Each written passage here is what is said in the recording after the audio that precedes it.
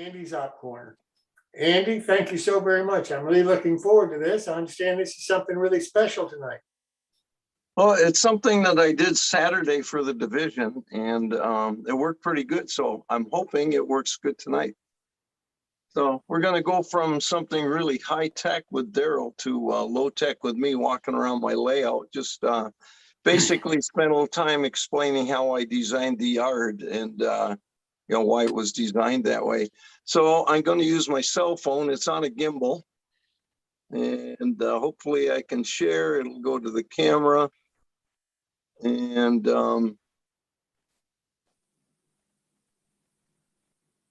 well, it's not. It's camera's paused.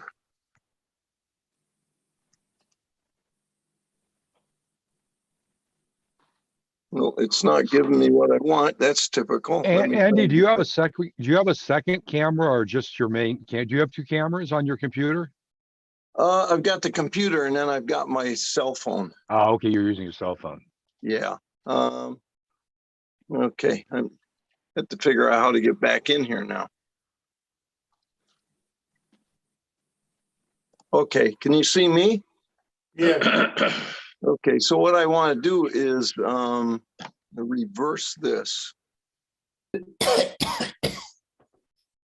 And I had a problem with this Saturday, and then we figured it out. But the little circle thing to hit to get the camera go to the other side is grayed out. It's not. Let me stop share for a minute.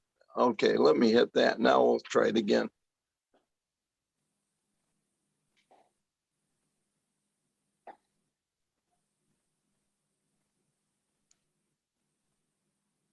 No, damn. Anybody got any expertise in this?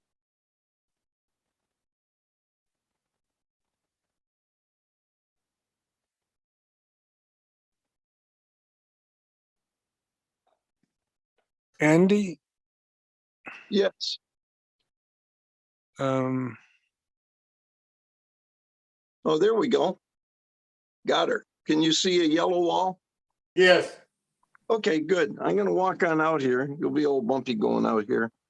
So we'll go through the break room here and into the layout room. So what I'm going to do is show you both ends, how we get into the yard, then we'll talk about the yard itself. So this gimbal, I move slowly. The double track main is in front of us here towards the wall. And the one with the cinder ballast is a lead that goes down to an industrial switching area from the yard. So this is also where the trains come off the main and they enter. There's two leads that drop down into the yard. And I'll just try and go slow here so I don't make anybody sick. And it drops away from the main line, and when it gets down in yard level, then the trains will go into the yard, and I will explain that a little bit further after I show you the other end. I got to walk around my dogs here without tripping on them.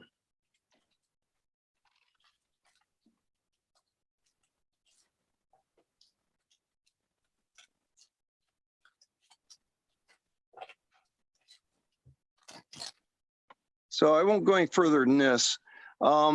Looking down, let's see, I've got a long, I guess, extension you call it under the phone, so I can't reach in too far, but you can see the double track main is raised along the fascia.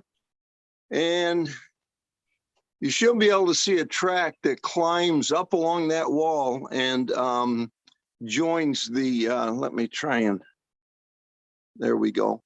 It joins the main way down there by a switch tower. It's not so important to see that as to know that that's how the trains come in from the south. So I showed you the north, that's the south. Doesn't look like an operating layout though. This looks like a zoom layout. Now, The leads, and I will touch them here. The outside lead is used by the switcher doing classification. The inside lead is used by trains arriving and departing, so they don't interfere with each other down in the yard. One doesn't have to clear for the other. So now I'll go back to the yard.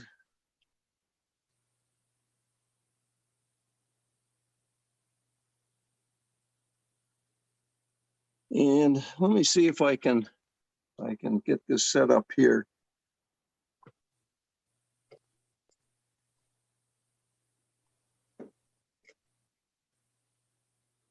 Okay, the camera might move just a little bit. Let me pan down. All right, so can you see me okay here? Yeah, All right.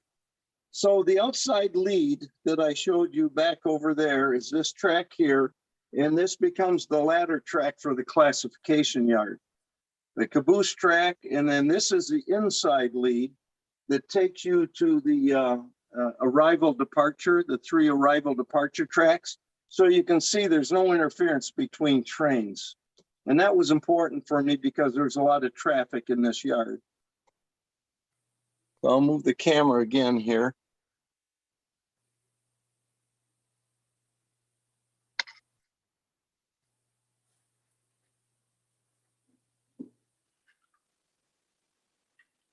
Okay, I have to turn it a little bit here and get it settled.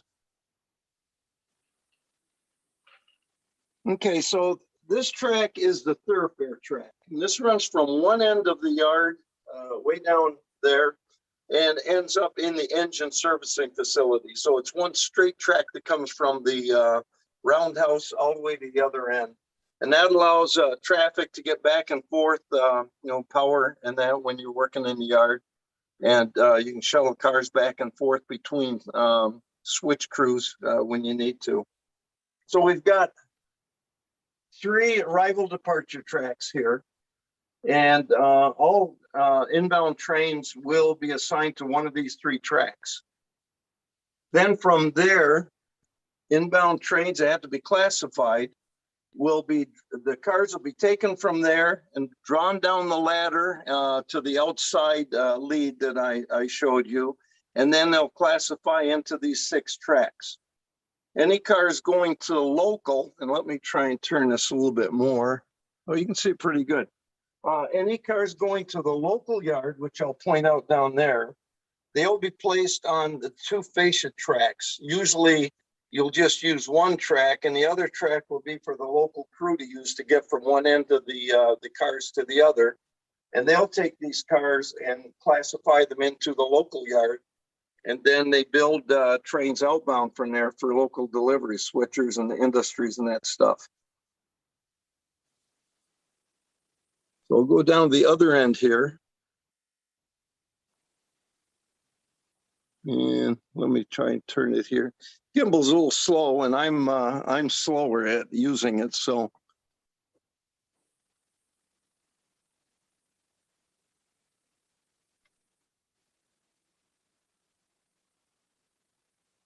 Okay, so I'll show a little bit more local yard in a minute, but when the local yard switcher, they usually sit here on the caboose track out of the way. When he's switching, he will take from either one of these that he uses to shove in and classify, and the other he keeps open. But he will classify them into the 10 tracks for the industries and local delivery. And then when they're ready to build a train for local delivery, they'll pull the cars out. They'll block them if they have to. They will put a caboose on whatever end it has to go on. If the train's going out to the north, then of course it'd be at that end, the south end, and vice versa. And he can pull that train back into the open track, just leave it sit, and the local yard crew, or I should say the crew that's going to be taking that train, they will pick up their power at the diesel house, and they'll come around, tie onto the train, and they can leave right from here, right up the ladder, and then right on out. Or they can go that way, right on out. So that's how we work the local yard. I will turn this around so you can see the local yard a little better.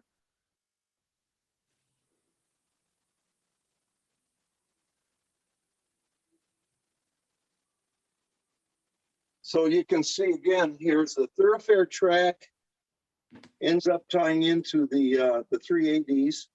So power's got to get down here for an outbound train. They come down the thoroughfare, then they back into whatever track they have to go to tie into their train. Then when they get their paperwork, they made their air test, and they're all ready to go. Then they can depart. And the same way for the other direction. They will just do it going the other direction. This track here can be used for multiple things. If you need to just set some cars aside, get them out of the way. If not, you want to use it, then that would be a drill track for the classification yard. If you need to pull a long line of cars out, then you go across here and up the inside lead. You're out of the way of the inbound, outbound trains, and you've got a long lead. You can pull a lot of cars. Then you can shove them back into whatever track they're going in the AD track for an outbound train. It's not really part of the design of the yard, but the car card system for each track, or I should say the control box we have for each track is here. And then the classification yard. Okay, keep still there, buddy. The classification yard, the card box here, and built a little shelf so we can put our stuff down as we're working. And that's basically it. Does anybody have any questions?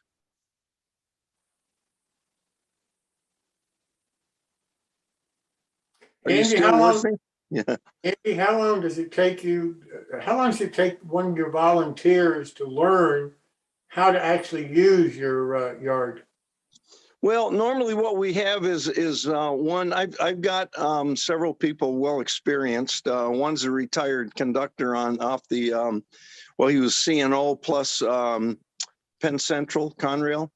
Mhm. But normally we'll have one person working the local yard and two people doing the classifying in the main yard. So we might have a new person working with an experienced person. But it'll fall down real fast if you just give the guy the yard and tell him to go when he doesn't know what he's doing. And it's not his fault. That's why we have to be very careful. It takes the better part of 20 people to run the railroad when we have an op session. So we usually have a few new guys, and we'll put them with experienced people in different positions so they can learn. I would imagine on your railroad, the operation of the yard is probably, if not one of the most critical jobs that you've got. Yes, no, that's definitely true. I'll take you down here and just show you, since we're talking about yards. There's 3 yards on the railroad. The Cedar Hill yard is right here, and that's a yard where several locals work out of. Here again, let me pan up. And so they go out to the different towns around and industries, and they work those. So that alleviates some of the work out of Gresham Yard. Then up above that is Ribo Yard, which is actually the Rock Island and B&O both. And this is set up just as 6 classification tracks, quite long. And Rock Island and B&O, let me boost this up a little bit. Rock Island B&O interchange here. And you can see their power down here. There's no local yard here. Let me get this glue bottle out. And I'm still working in a lot of areas here. Then the other yard I have, we're not really operating yet, but this is the coach yard. And from the coach yard, you come around to the passenger station. And we hope to get passenger trains running in this next year here, once we get back to operating. And that's a model of the homemade model of Indianapolis Union Station the gentleman made, and he passed away. The club had it. It used to be in the actual station, and they had no use for it. Nobody could use it, so they brought it up and gave it to me, which was really nice. So those are the 4 yards on the railroad.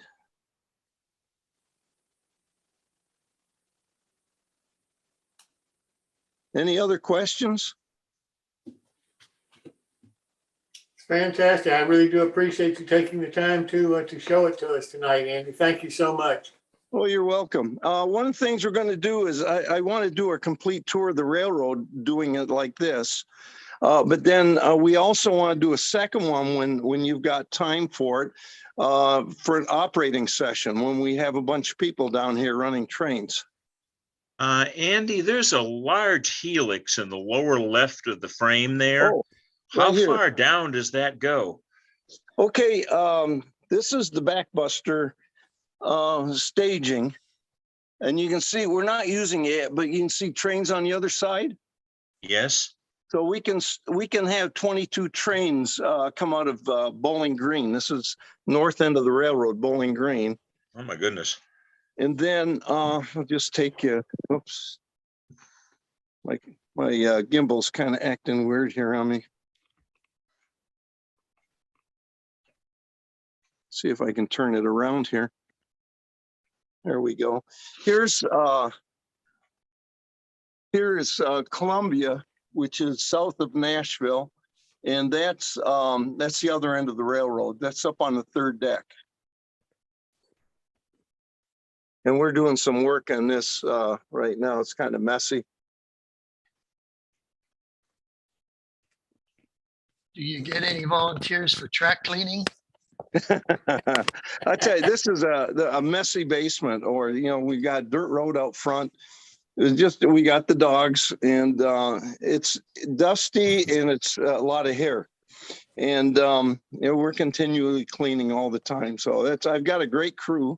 They come over every Tuesday morning and work on the railroads. You can see we got a long ways to go yet. But this is the last place I was working right here. I ripped all these tracks up and rebuilt them to fast track standards. And then this is some of that stuff I'm using, the quilting fabric, or I should say the quilting batting. You see a little bit down here and right here. And I glue it down, paint it, and then put the different green colors, the acrylic greens. And that's just the base. And from there you can put grass, trees, bushes, whatever you want on it. So that just got done. I'm slowly going across the railroad and rebuilding all the switches, but I know I'm never going to get them all done with all the switches on this railroad. Andy, I have one question from YouTube. The person Yes. would like to see the lift up at the entry of the layout and know how Oh. it operates. The lift up, I had it hinged and built to lift up, but it's never been lifted up. So we just leave it like it is. And it's a high enough, I put brass handles. This one here is actually off of I think a passenger car, maybe a caboose. And this other one is as close as I could get to matching it, which isn't close. But anyways, we use that, or we keep a chair that's low. You can see right here, and they can scoot under it, but you cannot raise this. Anything else? You were showing the yards where you build your locals. And Yes. do they service industrial parks or like out on your main line? Do you have small towns with a few industries that they serve? Yeah, well, I can, I'm taking up more than 15 minutes. It's up to you guys. I'll be happy to talk about it. Go ahead. Okay. So the one comes out, and this is Madison. This is a Madison industrial lead. So it comes out of the yard and never goes on the main line. And this section here is also within yard limits. So the other industrial switcher that comes out, and it comes across the main line in yard limits, so he has no problems. And he will switch out this industry. I have a produce industry here, and one of my friends has a building they're painting and putting the windows in and everything. And this is Ford Motor Company. So that's switched out by there. And then I'll show you going down here to Madison. Wish I keep this gimbal in a little better shape, but there we go. And this comes down to Madison and switches out the different industries here. You see a lot of the buildings, a lot of the scenery, and that's not complete yet. And to see it from the end here.